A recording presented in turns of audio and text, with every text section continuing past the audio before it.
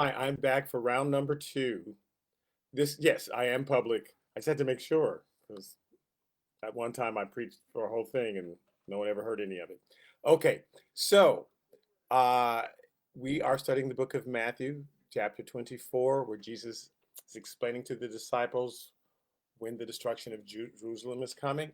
He quotes from Daniel and uses that as an example. And so we're going through Daniel so that we will know what Jesus is talking about when we get to that part, when he quotes Daniel and says, "Here's how you'll know." Because the disciples ask him, "When is this all going to happen?" He says, "Well, when you see that thing that Daniel spoke about." So we're going through the book of Daniel because for some reason, people just give the wrong meaning to that book of Daniel thing, right?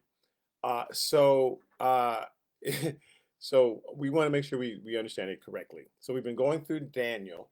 We're in Daniel chapter 8. It's Daniel chapter 9 where Jesus is quoting, and we're almost up there. We're almost up to Daniel chapter 9. So we're looking at Daniel chapter 8, and I will start reading in with verse 1 and give you a little background. Um, Daniel he's been kidnapped from Jerusalem, brought to Babylon. Then Nebuchadnezzar went in and destroyed the temple, and so the Jews are in Jerusalem. I mean, they're in Babylon and waiting to get released so they can go back and rebuild the temple. Daniel has a vision. In Daniel chapter 8, verse 1, it says, "In the third year of the reign of King Belshazzar, a vision appeared to me." To me, Daniel. He's like, says it twice, like, isn't it amazing? I don't know why I thought it was so amazing. After the one that appeared to me the first time. So the first time he had a vision of four beasts, and the fourth beast was Rome, and he had a vision that fourth beast had a horn, and then the horn broke into three horns, and we were saying last that was the three Herodian kings who were being used by the three Roman emperors. If you remember one of those visions where it's the iron toes covered with clay, and that's the mixture of the Roman Empire and the Jews who are serving the Roman Empire, right? So that's the three horns. So in Daniel chapter 7, he had a vision of Rome and a horn. This time he's having a vision of Greece and a horn. And people, for some reason, confuse these. They conflate it all into one. And they think it's always talking about the Antichrist, although it is talking about the spirit of Antichrist. But there's a bunch of different visions that Daniel has, that John has in the book of Revelation, that things that Jesus is talking about, and everybody always wants to make them all the same thing, and they're all different things, but they represent similarities. The vision, the spirit of Antichrist, is what will fool the Jews and fool a lot of the church into following him, and so in Daniel 8, God's trying to teach Daniel and teach us how to recognize the spirit of Antichrist, how to recognize it. So this is not the Antichrist, that we think is coming at some point down the road in our lifetime. This is a type of Antichrist. This is Antiochus Epiphanes, and who invaded Jerusalem and destroyed the temple and did a whole bunch of stuff. But he's a type of the Antichrist, and we can look at how Daniel describes him and what God wants to learn about him, and hopefully we'll recognize the Antichrist if he were to show up in our lifetime, the final Antichrist. If he were to show up, would the church recognize him, or would the church be standing in lockstep with him? Because that's what some of the Jews did, and we're to be warned that there will be some in the church who, when the Antichrist shows up, will support him and love him and worship him and not recognize him. So we're going to look at how Daniel, his vision, and hopefully that will help us, Okay, so Daniel chapter 8, verse 1, in the third year of the king of the reign of the king Belshazzar, a vision appeared to me. So Nebuchadnezzar is the one that brought the Jews to Babylon, and he ruled for 30 or 40 years. And now his son, Belshazzar, is in control for about 3 years. And so um, in his third year, before the Medes and the Persians show up and control his empire, in his third year, Daniel has a vision. So he just had a vision about Rome. Now he's having a vision basically about Greece. So let's look at it. Verse 3 says, Then I lifted up mine eyes and I saw, and there standing beside the river was a ram which had two horns. This represents the Medo-Persian Empire that's about to come and take over the Babylonian Empire. So it was a ram. It has two horns, and the two horns were high, but one was higher than the other. And in reality, the Medes conquered first, and then the Persians took over from them. Basically the same territory, which is today modern day Iran. So Daniel's having a vision of these two horns, this ram with these two horns, which is now they haven't taken over yet. So Daniel's like, what is that? We can look back at it, but he's looking forward, having no idea what's about to happen. So anyway, and the two horns were high, but one was higher than the other, and the higher one came up last because the Persians, who they controlled the Medes, came up last. And I saw the ram pushing westward and northward and southward so that no animal could withstand him. So he's coming from the east toward Israel, and he's pushing westward, northward, southward, right? And so that no animal could withstand him, nor was there any that could deliver from his hand. But he did according to his will and became great. Daniel chapter 8, verse 5. And as I was considering, suddenly a male goat came from the west. That's coming from Greece, right? So in Europe, coming west. So the first one came from the east toward Israel. Now this is coming west toward Israel. Across the surface of the whole earth without touching the ground, had a notable horn between his eyes. So he's flying. It's happening so fast. And you know a lot about history. You know that when Alexander the Great took over and started conquering during the 300s, it happened so fast. It's like he was flying, that he took over that whole region. And so it's like he's flying without touching the ground, and the goat had a notable horn between his eyes. So the goat represents Greece, and the horn is Alexander himself, right? He's the leader. And the horn, you know the phrase, the horn of plenty? For some reason, the horns during this time period represented power, and they were prized and precious. Ooh, that horn, they would take the horn off. They would, oh, I've got the horn. And for some reason, that meant something to them. It doesn't mean much to us, but horns were a big deal. Well, in fact, today I saw somebody with two horns, had on a Viking thing with two horns. The Vikings used to have those horns, right? And that represented power. And so he was wearing his fur cap with two horns, and so it's a similar thing. So for some reason in those cultures, horns were a big deal. So if this guy has a notable horn, it says, between his eyes, that's Alexander the Great. Then he came to the ram that had two horns, and which I had seen standing beside the river, and ran at him with furious power. And I saw him confronting the ram, and he was moved with rage against him and attacked the ram and broke his two horns. So that's Greece attacking the Persian Empire, right? Okay, that's Alexander the Great, and he just comes in and tramples him down. Okay, there was no power in the ram to withstand him, but he cast him down to the ground and trampled him, and there was no one that could deliver the ram from his hand. And so basically saying this other country comes in and takes over. Greece takes over. All right, Daniel 8, verse 8. Therefore the male goat grew very great, but when he became strong, the large horn was broken. So as quickly as Alexander the Great took over this whole region, all from Greece and Europe all the way to India. I mean, oh my Lord, it was huge. He died in 323. He was in power for 3 years and died. And so it says, as quickly as he became strong, the large horn was broken. And in place of it, 4 notable ones came up toward the 4 winds of heaven. And these are the 4 generals that divided up Alexander's empire. One stayed in Greece, one took over India, and then the other 2 real powerful ones divided the rest.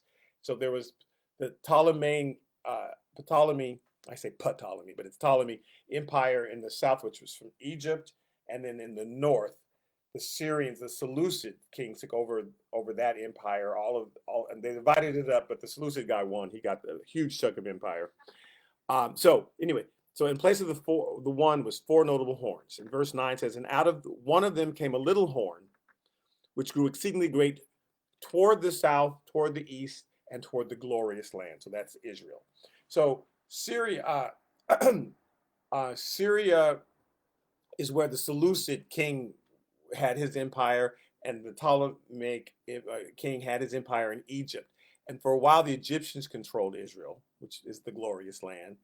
But then this little horn in Syria, it pushes south, it pushes east, and pushes towards Israel, and they began to control Israel. Okay, so uh, I want to talk a little bit about Antiochus Epiphanes, because he was the Syrian. Well, he's really Greek, but he's from that northern empire that Daniel's having this vision of. He's that little horn that suddenly starts to take over, and we need to know his history, because this is exactly what God is talking about in Daniel 8, Daniel chapter 10, Daniel chapter 11. He's spending a lot of time talking about this because he's going to go and destroy the temple a second time. So Nebuchadnezzar already destroyed it once, but the Israelites are going to go back and rebuild the temple. Well, Antiochus is going to come in and desecrate the temple, and then one of the Herods has to rebuild it from him. He doesn't destroy it totally like Nebuchadnezzar did, but he messes it up pretty great. And Herod rebuilds it. He's the one that makes it so grand and glorious again. So, so after 323, when um, Alexander the Great died, um, Seleucus, that's his name, Seleucus probably, is reigning in the north, and the area that he rules over, that northern king, is contains Israel, Lebanon, Syria, Jordan, Iraq, Iran, Turkey, Saudi Arabia, Kuwait, Afghanistan, Pakistan. Uh, that right. So he's reigning over that area, and then the other southern king, he's got from the Sudan on down to Egypt in that area. Okay, and so the Seleucids, because so that was Seleucus is that first general. He's the first. He has a son who reigned after him, and then there's Seleucus the third. This is Antiochus's daddy. Okay, so there's three kings in a row who rule, and then Antiochus comes along. So normally they what they would do is they would appoint and allow the the kings who are already there, like if they conquered Kuwait, whoever was already in Kuwait, you get to rule, but you have to do everything we say. You have to adopt our religion, you have to adopt our customs, our laws, but you get to rule.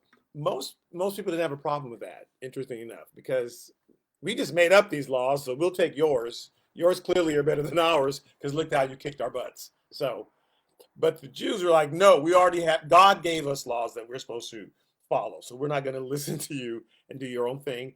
And sure enough, the Seleucid said, okay, Israel, you can have your own laws. You can do your own religion. You don't have to adopt ours. You just have to pay us tribute. Okay. So fine with that. We'll send you money, but just let us do our thing. So again, there's three Seleucid kings, Seleucid the first, second, third, right? And then Antiochus Seleucid III. He's got three sons. His oldest son is the Seleucid IV, and he became king after him. Then there is Demetrius, the middle son, and then the youngest is Antiochus Epiphanes, our guy. Okay, he's not in line to be king. He's third in line to be king. So his older brother is now ruling, and from 190 he starts the daddy, the third in line, he is defeated by the Romans, and so and captured. So now Seleucid the fourth, the older brother of Antiochus, our guy that we're going to get to in a minute, he's now ruling, but he has to send his little brother to Rome as a hostage, as a down payment. Here, to keep you from coming and bothering us, I'll send my little brother to Rome. So he's there for about 14 years, Antiochus, because he's just a little kid at the time, but he's growing up in Rome and with those emperors and thinking, I want to rule an empire, I think. And so he's devising a plan. I'm going to make it back to the Seleucid Empire, and I'm going to have my brother killed, and I'm going to take over. Okay, so he so he talks his brother into exchanging him for Demetrius, the middle brother. So now Demetrius is in Rome, says, "Oh, good, I got rid of one guy, sent him to Rome." Then he talks another friend into poisoning the older brother, and now Antiochus Epiphanes, our guy, he is the king. This is about 187. Okay, so he has his brother murdered, and then the guy who murdered his brother, he deports him. So everybody's out of the way. Now he's king. All right. So he comes in conflict with the Jews because he decides everybody's got to have the same religion. Everybody's got to have the same laws. We all have to be the same. And so even my brother and all these other, my uncle, my grandfather, they all let people get away with stuff. I'm not letting you get away with this. So he goes to Jerusalem and he begins to really pressure them. So in Jerusalem, there's fighting. There are the Hasidim, who are the Orthodox, staunch, and then there are the Hellenistic priests who say, hey, let's give in to the government. They control us, compromising with the government. How can that hurt? And so, we don't want to fight. And so they give in.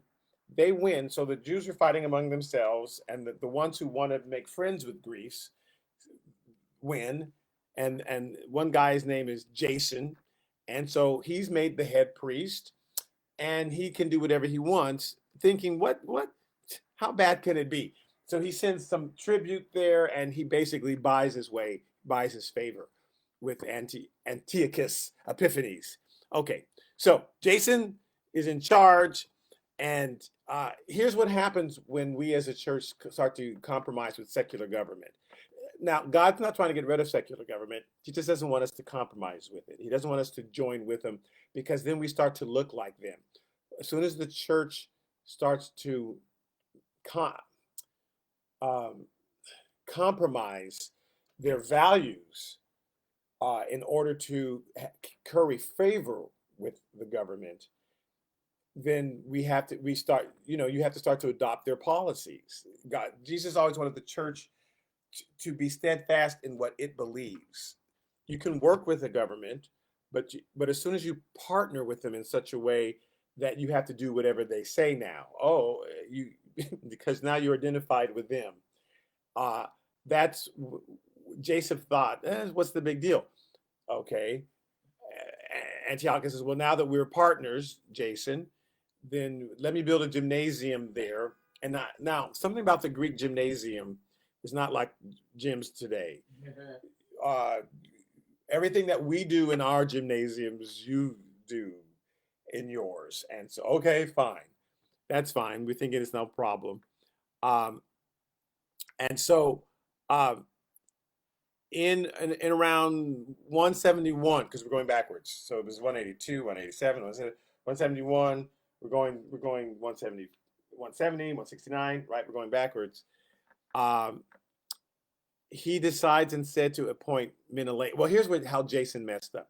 Jason's the high priest, but he's Hellenistic. He's not the Hasidim. He's not the real religious, strict Orthodox Jews.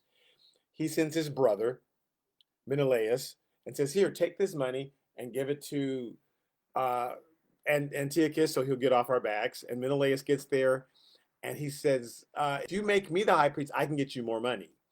And of course, Antiochus says, okay. And so they kick out Jason. Now Menelaus is the high priest, and he's promised him all this money, but he doesn't have this money. So he goes into the temple, and he starts, this is Menelaus, a Jewish guy. He goes to the temple and starts taking down all the gold and certain things, selling it so he can have enough money to send it to Antiochus, which obviously bothers a lot of people. And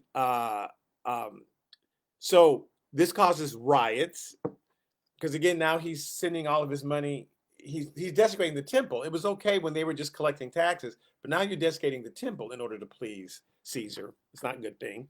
So Jason comes back, and he's fighting with Menelaus, and he leads a revolt against him, and he murders a lot of the people. So again, the Jews are fighting among themselves, because Jason wants to be in power with Antiochus. It's not like he's mad that he desecrated the temple. He's just mad that he got kicked out. So they're fighting one another to see who can please Caesar the most. And so they're not sending him any money now, so, because they're too busy fighting. And Antiochus says, okay, in 167, he gets really upset. And so he comes in with an army. He plunders the temple because he wants his money, and he establishes martial law, and he converts Jerusalem into kind of like a fortress city, and he starts abolishing all the Jewish rites. He outlaws circumcision. He outlaws, you can't keep the Sabbath any longer. You can't observe Jewish feasts. And he kills about 40,000 Jews. Um, okay, burns all the Torahs. Says you can't read the Torah anymore. And he burns them, and he requires people to worship him, the manifest God. Now, his name is not really Epiphanes. He calls himself Theos Antiochus Epiphanes, which means Theos means God, and Epiphanes means manifest, right? So I am God manifest. So he makes everybody worship him. That's the spirit of Antichrist, by the way. It wants to be worshiped. So one way that we will recognize Antichrist is that he will want people to worship him. He will need adoration. He will need worship. He'll make everything about him, not about the people. But he's someone who's greedy for worship. Okay. All right. So the ultimate breaking point, right, comes when Antiochus goes in and he erects an altar to Zeus on top of the normal altar in the temple, and he sacrifices a pig on it. We already talked about this. He does this in 167 BC. So 167, now he's gone 3 years later, 164. So that's a 3 year period, three and a half year period, right? And he starts it in 171. It ends in 164. So that's like a 7 year period, maybe 6.5 year, but 7 year period. And in the middle of it, that's when he does the worst thing. Right in the middle, he does the worst thing, and it takes 3 years to finally get rid of him.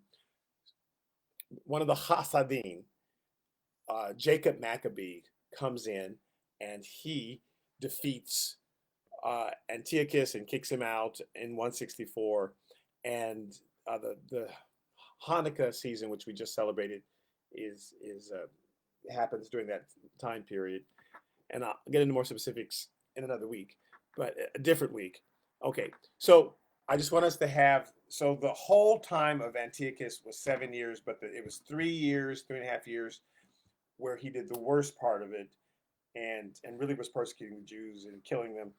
Okay, and so this is who God is talking about in Daniel chapter 8.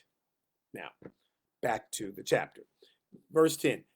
So this little horn, it says, it grew up to the host of heaven, and it cast down some of the host and some of the stars to the ground. So this horn cast down some of the host and the stars to the ground. Whenever the Bible's referring to the stars, it's talking about the Jewish elders. This image started when Joseph had his dream back in Genesis. And he says, I saw 11 stars in the sky and the sun and the moon, and they were all bowing down to me, to my star. And so that was the image of the 12 tribes, and he's the 12, and the sun and the moon, and how they're bowing down to him. And so God continued to use that image about the stars were cast down.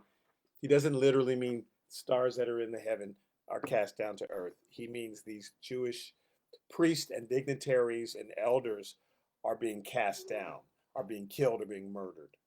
So a lot of times in the book of Revelations, we are waiting for stars to be cast down, and it's not talking about actual stars. It's talking about Jewish dignitaries. Okay, so verse 10, I grew up to the host of heaven and cast down some of the host and some of the stars to the ground and trampled them. He even exalted himself as high as the prince of the host, which Antiochus did. He exalted himself and says, everybody worship me. And by him the daily sacrifices were taken away, and the place of his sanctuary was cast down. So, which is what he did. He went into the temple, stopped the sacrifices, etc. Now, Verse 12, it says, because of the transgression, an army was given over to this horn to oppose the daily sacrifices, and he cast truth down to the ground. So this is in verse 12. I just want to examine this. It's very interesting. Because of the transgression, whose transgression? Israel. Because their priests and many of the people there, and we know this from the book of Maccabees that was written, which is the history of this whole time, they decided to compromise God's word and what God told them to do, and to take, because it was so important for them to have power and to be friends with Greece, because Greece had all the power, and because the Seleucid had all the power, that they were so power hungry that they were willing uh, to exchange what God told them to do in exchange for all this power, right? And sometimes we see that in the church, that there are people who want political power, and sometimes they're willing to compromise their own values and what God has told them to do to get political power, and that is what um, they were doing here. And so this is the transgression. It says, because of this transgression, an army was given to the horn. So Antiochus built a citadel in Jerusalem where he had army people set up, and they would shoot you if they saw you going to the temple to sacrifice, right? Okay. And he says they will oppose the daily sacrifices, which is what he did. And he cast truth to the ground. So I just want to back up because there are parallels today. Some people read this and see that if people are stopping you from going to church, then that's the same sort of thing. And so I understand their anger. The government is stopping us from going to church. I can't believe that. And I sympathize. I totally understand that. When Jesus came, though, he said, surprise, you're the church now. You're the temple. And so it's an attack on us personally, not attack on the building. Jesus tried to teach us that he says, my kingdom will have no end. My kingdom is an everlasting kingdom. In fact, he says, of the increase of his government, there shall be no end. We have a mentality that people are able to stop the church just because they shut down a building or something. But the Bible says that of the increase of his government, there'll be no end. It'll keep increasing, increasing, increasing. We are not diminishing. We want to tell ourselves that, and we want to get all upset and, oh no, they're winning, but they're not. That's impossible. You can't shut down the church. We're the church. And I remember thinking over Christmas, there were some people and I understand, they were naturally upset because it's a huge congregation, and the government wouldn't allow them to go in because there's too many people, and they were afraid of spreading. It'd be a super spreader event, and they were so hurt. And I thought, how about, instead of meeting for worship, well, since we can't meet for worship, let's go out and help the poor, and let's go out and feed the hungry, and let's go out and take up collections to give to people who are out of work. And some people did that. I was hearing of secular groups, probably infiltrated by Christians, who were doing that for Christmas. Instead of spending their time protesting that they couldn't meet inside, they said, we're still the church. Let's go out and feed the poor. Because Jesus said that's what we're going to be judged for. He's going to divide the sheep from the goat. That's when we get to Matthew 25.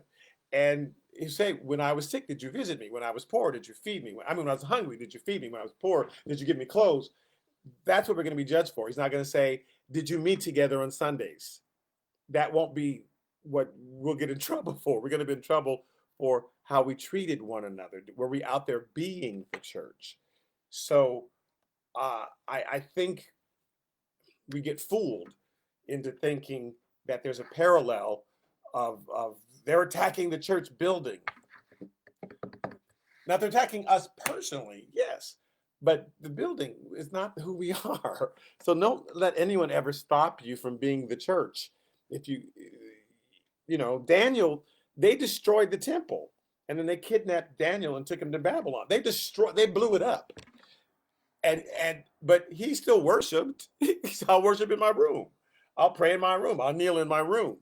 And they couldn't get him. They tried to throw him in the lion's den, and they tried to throw the three Hebrew children in the fire first, and they couldn't attack. They couldn't win. You know, but yeah, we can destroy a temple, but you can't stop us from praying. You can't stop us from being the church. So we got to change our mindsets and not get so focused on being upset about things that are temporary. This is eternal. What we have inside of us is eternal, and nobody can take that away. So let's just, okay. So because of the transgression, because they were compromising and more worried about their political power, an army was given to the horn to oppose the daily sacrifices. He would shoot people and cast truth down to the ground. The Torah itself, God's law, they would cast it to the ground. Now they're attacking God's law. Now that's something to worry about, right? We've got to hold on to the truth. We got to know what the truth is and not let anyone make us compromise what we understand the truth of God's word. So that's an antichrist trick, is to distract us from the word and get us focusing on other things, right? In fact, Isaiah 59, 13 through 14, when Isaiah prophesied just in general about all this that was going to happen, it says, as for our iniquities, we know them. We know what we did wrong. Verse 13 of Isaiah 59 says, in transgressing and lying against the Lord. So that's one thing that he doesn't like. Departing away from our God, speaking oppression and revolt, conceiving and uttering from the heart words of falsehood. So we're going against what God told us to do, and we're doing other things. That really bothers God. And don't forget that the Bible says that judgment is going to begin at the house of God. Paul said in Romans chapter 1 that salvation came to the Jews first and to the Gentiles. Then he said, and judgment in chapter 2, Romans chapter 2. He's going to start with the Jews and then the Gentiles. God always judges his people first. So the church will get judged if we get distracted from what we should be doing. In fact, in verse 14 of Isaiah 59, it says, and judgment is turned away backward, and justice standeth afar off, for truth is fallen in the street, and equity cannot enter. And so they cast the truth and threw it down. And so we've got to hold fast to God's word and really not get caught up with being distracted. Okay, Daniel chapter 8, verse 13 and 14. So then I heard a holy one speaking, and another holy one said to that certain one who was speaking. So Daniel's overhearing a conversation. I heard a holy one speaking, and then someone speaking to that holy one.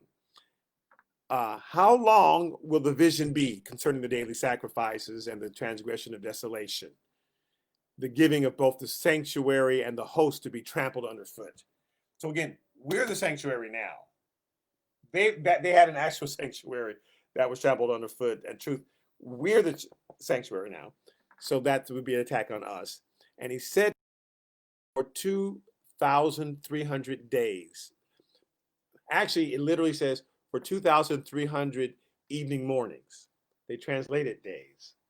So for 2,300 evening mornings, and in the Jewish culture, an evening and a morning was a day. So I understand why that they might think that this is 2,300 days, but it's 2,300 evening and morning sacrifices, which is really only half as many. It's really only 1,150, days, total days. So in the morning they would have sacrifice, in the evening they would have sacrifice, and that's what he's referring to.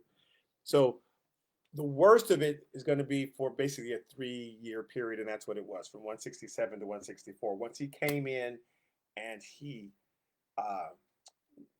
put a pig on the altar and made them worship him, there was 3 years before he was finally defeated. So, but if people want to think that that's 7 years, interesting enough, there was a 7-year when Jason and them first made their deal with him. There was 7 years until he was defeated. So that was in 171 and then 164. So there was a 7-year period, but the worst of it was 3.5 years. And that's a pattern that we'll see a lot, that the worst of it, God has a 7-year judgment, but the first 3.5 years is always where he's the salvation. Like, you've got a chance to repent. And then the last 3.5 years is when the persecution comes. It happened with Jesus. Jesus preached for 3.5 years. And then there was 3.5 years of persecution that ended with Stephen. And then God said, okay, that's it. Now we're into the Gentile age. when the Roman armies surrounded Israel. It was a total of 3.5 period, but there was 3.5 years where they were really besieging them, but it had started. The persecution had started earlier, and that's when not the persecution, but the judgment had started earlier, and that was a 3.5 year period where God gave them a chance to get out. So everything that Jesus is saying in Matthew chapter 24 is, you see these signs, get out. You see these signs, get out. But at this point, you won't be able to get out. Once you see those armies, he says once, because those last 3.5 periods, you won't be able to leave. So once you see those armies, you're on the rooftop, come down and just flee, because they're about to surround you, and if you come out, you'll be killed. So it was a 7-year period, 3.5 years of warning, 3.5 years of persecution, and same thing here in Daniel. And Daniel, so he said to me, for 2,300 days, 2,300 evening mornings, which really is 1,150 days, then the sanctuary will be cleansed. And it was. After that, Jacob Maccabee showed up, got rid of Antiochus altogether, and cleansed the temple and began the rebuilding of the temple. Daniel 8, chapter 15. Then it happened when I, Daniel, had seen the vision and was seeking the meaning, which is what we need to do more of. Lord, what does this mean? What does this mean? What does it mean? We spend a lot of times in prayer asking God for things. God, I need this, I need that. Like God doesn't know. And I'm saying that because Jesus says, the Lord knows what you have need of before you ask. So he knows. We don't have to spend it's okay to tell him, but we don't have to spend a long time. Jesus says, God doesn't hear you because of your long prayer. That's not what's going to convince him. He already knows what you have, so you don't have to pray a long time. So it's okay to ask him for stuff, but then spend the rest of the prayer seeking his will and asking for meaning. What does this mean, Lord? And please direct me. And so Daniel's saying, what does this mean? What does it mean? And that's what we should be doing. That suddenly there stood before me one having the appearance of a man. And I heard a man's voice between the banks of the Ulai. Okay, that's where Babylon was. It was between these two rivers. But so I hear he's in Babylon and he's hearing a voice who called and said, Gabriel, make this man understand this vision. So God's talking to Gabriel. Hey, Gabriel, explain this to this man. What's going on? So verse 17, so he came near where I stood, and when he came, I was afraid and I fell on my face. But he said to me, understand, son of man. There's that son of man thing again. A lot of people call son of man, son of man, son of man. Ezekiel called himself son of man 91 times. He calls him son of man. It doesn't mean son of God. Son of God means son of God. So when Jesus says son of man, he's not always talking about himself. That's not always what he's referring to. So, hey, son of man, Daniel, the vision refers to the time of the end. The end of the world? No, just the end of this particular persecution that you're going through. Verse 18. Now as he's speaking with me, I was in a deep sleep with my face to the ground, and he touched me and stood me upright. And he said, look, I'm making known to you what shall happen in the latter time of the indignation, not the latter time of earth. This is not about the end times before the Messiah comes for the final time. This is particular indignation when Israel is again apostatizing, when it's again rejecting God and doing its own thing. For the appointed time of the end is coming, it shall be. The ram which you saw having 2 horns, they are the kings of Media and Persia. Verse 21, and the male goat is the kingdom of Greece. That's everything I already said. Gabriel's just imitating me. He's just listening. Okay. The large horn that is between his eyes is the first king. And as for the broken horn and the fourth that stood up in its place, 4 kingdoms shall arise out of that nation, but not with its power. So none of those 4 kings were as ever strong as Alexander was. And in the latter time of their kingdom, when the transgressors have reached their fullness, who are the transgressors? The Jewish people. Not all of them. There are always the Daniels. There are always the people who love God and worship God. But many of the leaders will be apostatizing. So it's their transgression because they're trading God's word for political power. We want to have power, so we want to.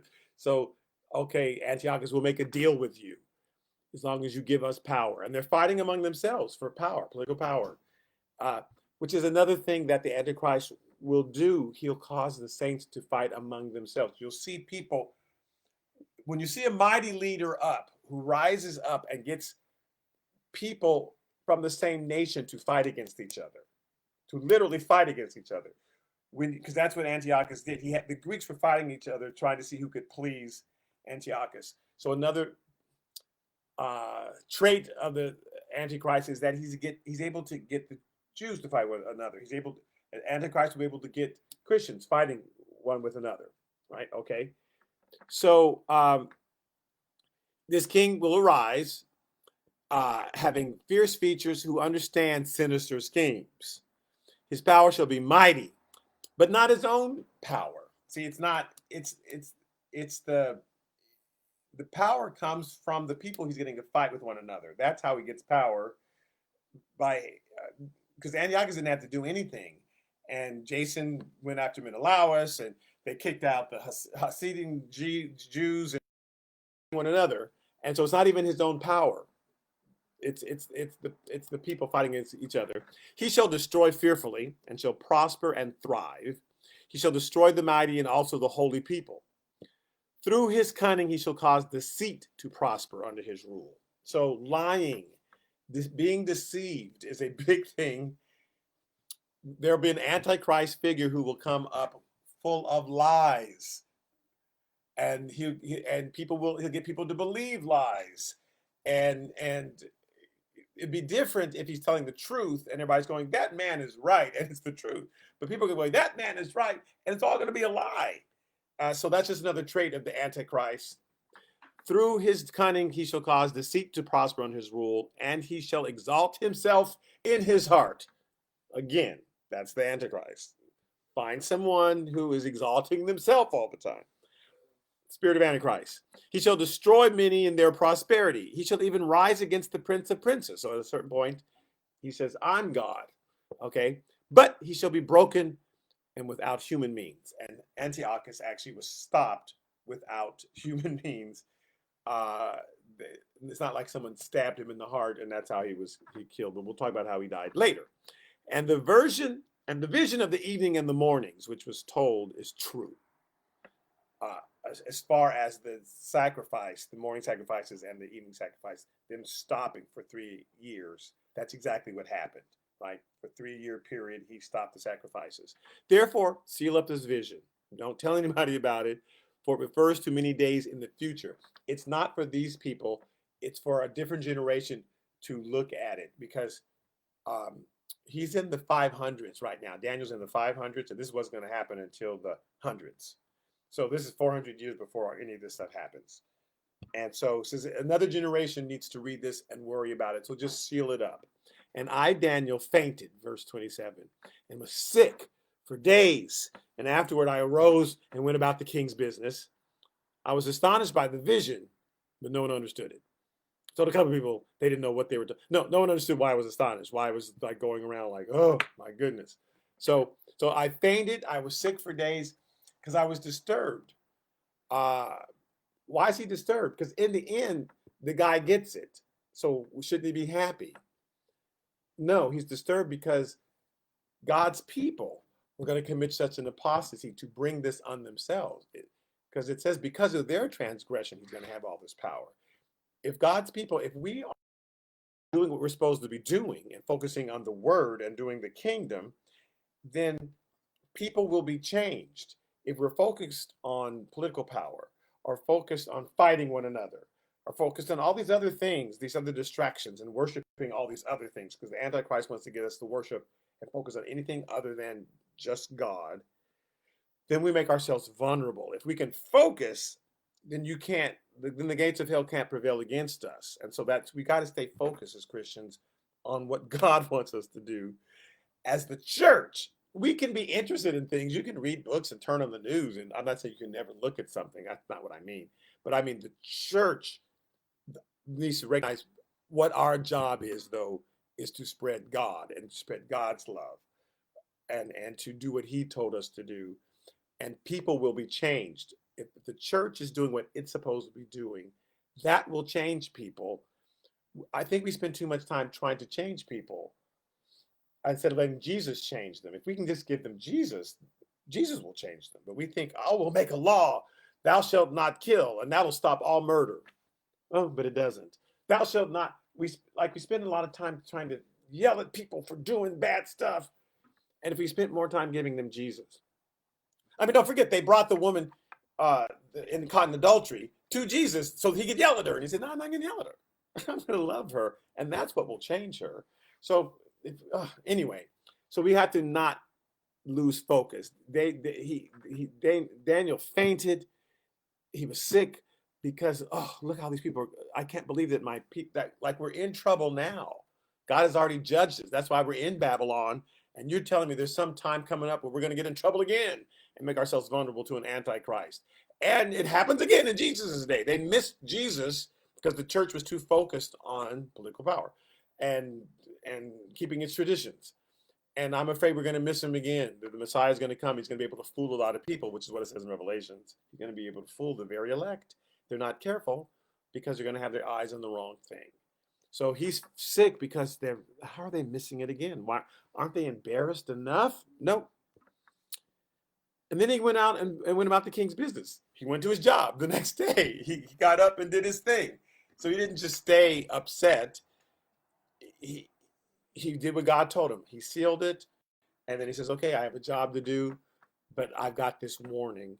And he's just, and let us take that warning into our hearts too, to be careful that we don't make ourselves susceptible to someone who can fool us and get us distracted away from God's business. Okay, so that's Daniel chapter 9. And thank you so much. 8. That's Daniel chapter 8. And we're going to get to Daniel chapter 9. And that's specifically when Jesus is referring to in Matthew 24. So I will be continuing this next week. On Sundays, I'm going through Genesis. And so maybe some of you want to listen in there. And otherwise, Happy New Year to everyone. And I will see you next week, and go out and spread love, spread God. We are God's temple. We take him with us wherever we go. We have to realize how powerful we are. If we can't get to the church, that's okay. There aren't any sinners in the church. Well, there's some sinners, but there aren't any unsaved people in the church. We're the church. We're supposed to take Jesus to the world. The gates of hell aren't prevailing against us because we're out there knocking the gates of hell down, not waiting for the gates of hell to show up at the church. So go and spread God wherever you go. And I'll see you next week. Thank you.